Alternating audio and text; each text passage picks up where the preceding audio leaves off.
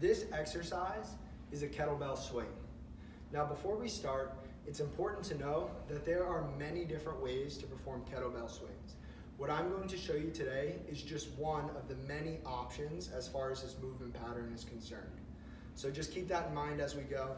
This isn't the only way to perform this exercise. I'm going to show you how to perform this exercise with a front view and a side view so that you can get a couple different angles as to the body mechanics with this exercise.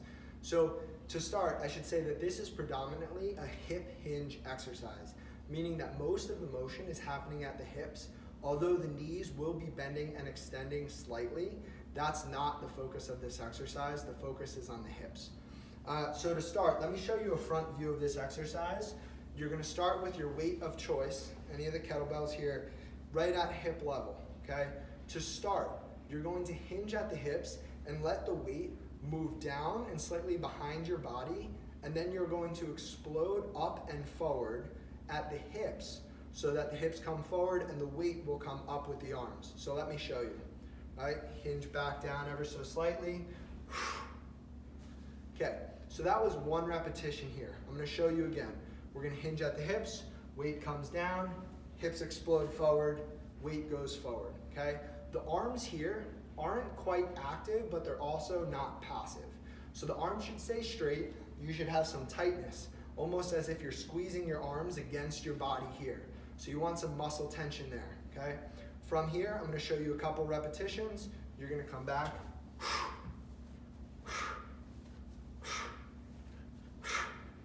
So it's important to note that my feet are staying flat on the ground. I'm hinging at the hips.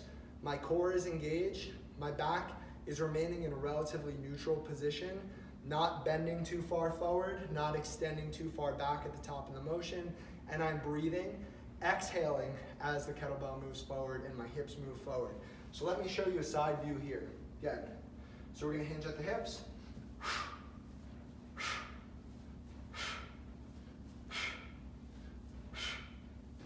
So as you can see, most of the motion is happening at the hips. The back is staying in a relatively neutral position with the core engaged, and the knees are bending and extending ever so slightly. Let me show you once without weight. So the motion is going to be back, hinge at the hips, explode forward with the hips. The weight by default is going to move up and forward, and you're just going to control it with your arms. For this exercise, there's no need to bring the arms overhead. You can certainly add that in if you're comfortable, but for the purpose of this demonstration, we're just going to keep it simple. Weight goes back, hips go forward, weight goes forward. Okay, so you want to keep your weight evenly distributed in your feet. Weight goes back. And when you're done, gently place the weight on the ground.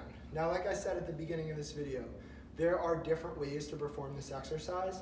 This is one of many options. So, I hope you learned something in this video, and I hope you have a great day.